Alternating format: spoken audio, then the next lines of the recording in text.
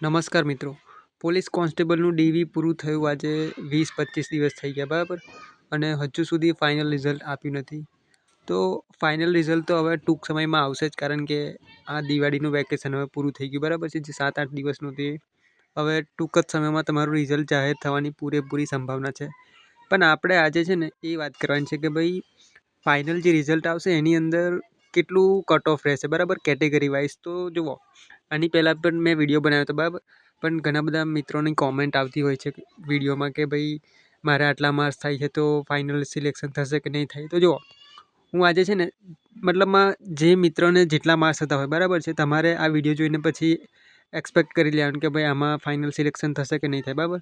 હવે જુઓ, આ કદાચ મારું ખોટું પણ હોઈ શકે, પરંતુ હું છે ને 1-2 માર્ક્સ વધારે જ કહીશ, એટલે કે જે આપણે પ્રેડિક્શન કરીએ છીએ ને એ આમ સચોટ રહે બરાબર. હવે જુઓ, સૌથી વધુ કેટેગરી છે ને મતલબમાં સૌથી વધારે વિદ્યાર્થીઓ જનરલના છે બરાબર છે.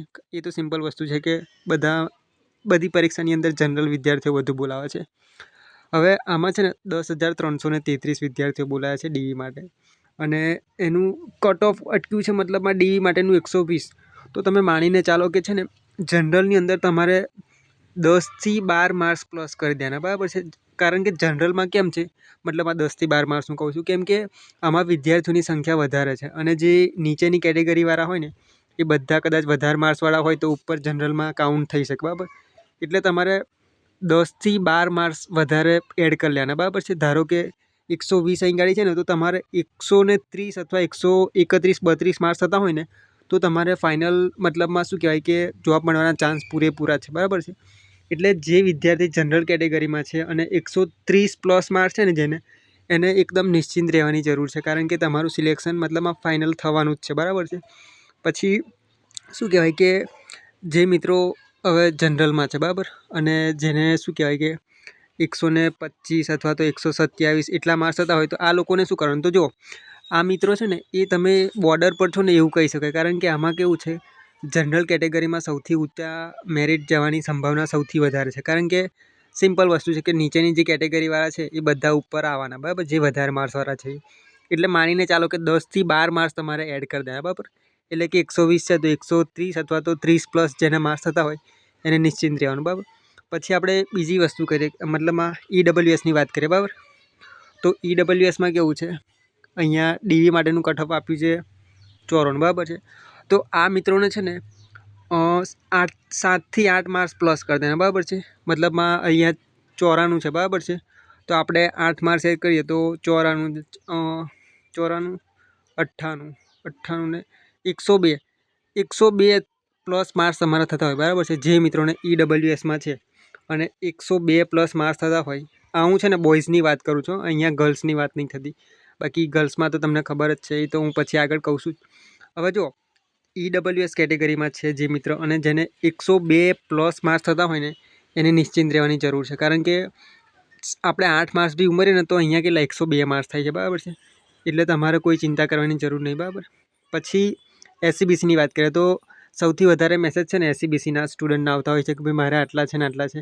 તો જો તમને ખબર છે કે OBCનું 109 અટક્યું છે, તો એમાં બી તમારે છે ને 7થી 8 માર્ક્સ એડ કરી દેવાના બરાબર છે. એટલે આપણે ચલો 8 જુઓ ને, આમાં 8 માર્ક્સ એડ કરીએ બરાબર છે, તો 110 અને પ્લસ 117, એટલે 117+ તમારા માર્ક્સ થતા હોય ને 117ની ઉપર મતલબમાં, તો તમે છે ને તમારા નોકરી લાગવાના ચાન્સ પૂરેપૂરા છે.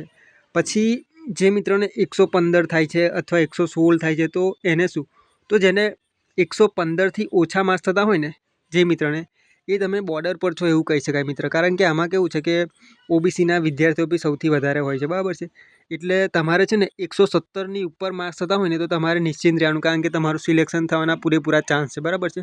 પછી એનાથી વધારે કદાચ હોય ને તો ટેન્શન જ નહીં લેવાનું, પણ 117-18 થતા હોય ને તો તમારે મતલબમાં સેફ કેટેગરીમાં છે એવું કહી શકાય બરાબર. OBCની વાત છે.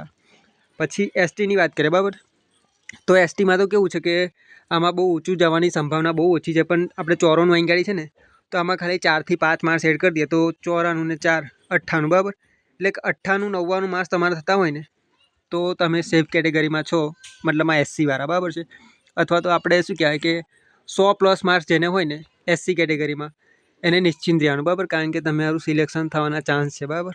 હવે એસટીની વાત કરીએ તો એસટીમાં તો શું કહેવાય કે વેઠ મિત્રો જો એસટીમાં કેવું છે કે માત્ર 80 મેરિટ છે, 80.50 એટલે જે પેલું શું કહેવાય કે પાર્ટ એ ને પાર્ટ બીના ખાલી ટોટલ કરીને એટલા છે. હવે એસટી વિદ્યાર્થીઓને કેવું છે કે માત્ર ને માત્ર તમારે છે ને 3 થી 4 માર્ક્સ લોસ કરવાના, એનાથી વધારે બિલકુલ નહીં, બરાબર.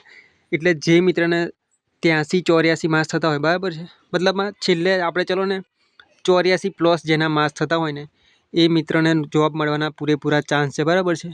અને આમાં કેવું થશે કે એસટીવાળા જે વિદ્યાર્થીઓ હશે એ સિમ્પલ વસ્તુ છે કે 80-85 મતલબમાં એટલા માર્ક્સ તો હોય નહીં.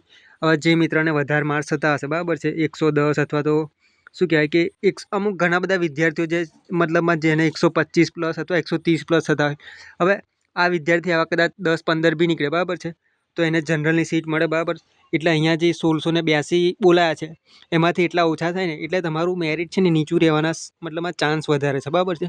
એટલે એસટી કેટેગરીના વિદ્યાર્થીઓને ફરી હું કહી દઉં કે છે ને જે મિત્રોને 84+ માર્ક્સ થતા હોય, બરાબર, 84-85, એ મિત્રને જોબ મળવાના ચાન્સ પૂરેપૂરા છે. કારણ કે અહીંયા છે ને તમારી મતલબમાં જે ડીવી માટે જે વિદ્યાર્થીઓ બોલાવે ને એ બહુ ઓછા છે. એટલે હવે આવી જ રીતના આપણે છે ને મેં કીધું ને તમને કે આટલા માર્ક્સ જેને થતા હોય અથવા તો એનાથી વધારે એ મિત્રો એકદમ અત્યારે નિશ્ચિંત રહે, કારણ કે તમારું સિલેક્શન થવાના પૂરેપૂરા ચાન્સ છે.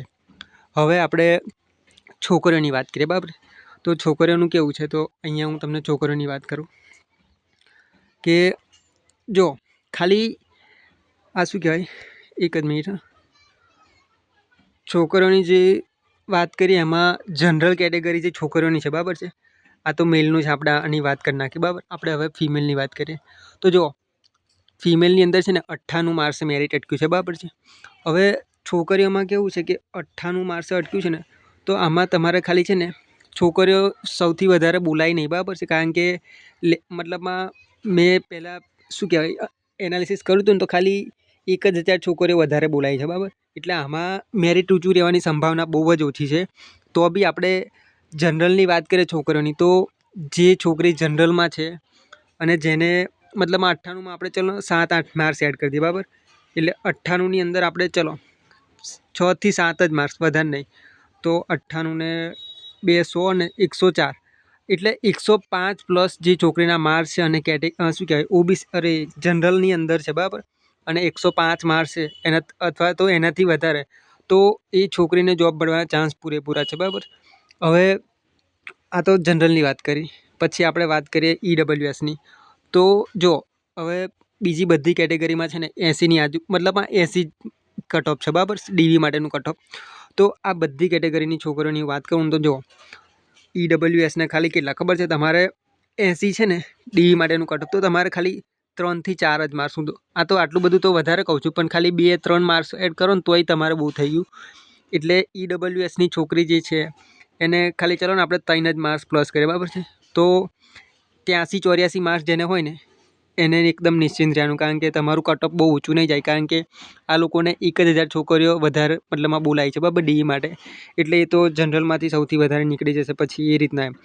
એટલે જેને ઈડબ્લ્યુએસ કેટેગરી છે અને 83-84 માર્ક્સ થાય છે છોકરીમાં એને નિશ્ચિંત રહેવાનું, બરાબર. પછી આપણે કોની વાત કરીએ એસસીની, બરાબર છે. તો એસસીમાં બી એવું જ કે જેને 83-84 માર્ક્સ થતા હોય, બરાબર છે, 83-84 અથવા એનાથી વધારે તો એને પણ નિશ્ચિંત રહેવાની જરૂર છે. પછી એસટીમાં તો કેવું છે, એસટીમાં તો જે છોકરીને કદાચ શું કહેવાય કે 80 અથવા તો 81 માર્ક્સ પણ છે ને એ બી લાગી જશે, કારણ કે આમાં કેવું થયું છે કે જેટલી છોકરીઓ મતલબમાં લેવાની છે ને એટલી તો બોલાય બી નહીં આમાં, એવું છે કંઈક બોയ്સમાં કે ગર્લ્સમાં જ મતલબમાં એસટીમાં. એટલે જે છોકરીનું ડીવીમાં નામ આવી ગયું છે ને એનું ફાઇનલ નામ આવી જ જશે એસટીમાં તો.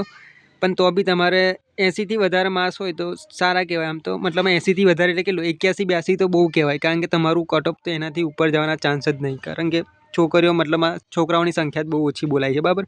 મતલબમાં જેટલી સીટો છે એના કરતાં ઓછી બોલાય છે, એવું છે આમાં. પછી એસસીબીસીની વાત કરીએ તો એસસીબીસીમાં કેવું છે કે તો એમને બી 80 અટક્યું છે, બરાબર. પરંતુ એસસીબીસીનું થોડુંક ઊંચું રહેશે, થોડુંક એટલે કેટલું કે 82-83 જેને માર્ક્સ થતા હોય. એટલે અહીંયા સિમ્પલ વસ્તુ છે કે એસટી કેટેગરીની છોકરી અને જનરલની કેટેગરી સિવાય છે ને જે આ બાકીની 3 કેટેગરીની છોકરીઓ છે ને એને 83-84 માર્ક્સ થતા હોય ને 83 અથવા 84 તો એને સેફ કેટેગરીમાં છે, એવું આપણે મતલબમાં સેફ ઝોનમાં છે એવું કહી શકીએ. અને જનરલની આપણે વાત કરી બરાબર છે. તો એ બી મેં તમને કીધું. અને એસટીની વાત કરીએ તો એસટીમાં તો કેવું છે કે તમારે 81 માર્ક્સ બી હોય ને 80-81 અથવા તો ડીવીમાં નામ છે ને તો બી તમારે ફાઇનલ સિલેક્શન થવાના પૂરેપૂરા ચાન્સ છે બરાબર છે. હવે આ થયું છે ને મતલબ ફાઇનલ કટ ઓફ કેટલું રહેશે એની વાત બરાબર. અને હજુ પણ તમારો કોઈ પ્રશ્ન હોય તો મને કોમેન્ટમાં જણાવજો બરાબર છે. આપણે એનો જવાબ આપીશું. ધન્યવાદ મિત્રો.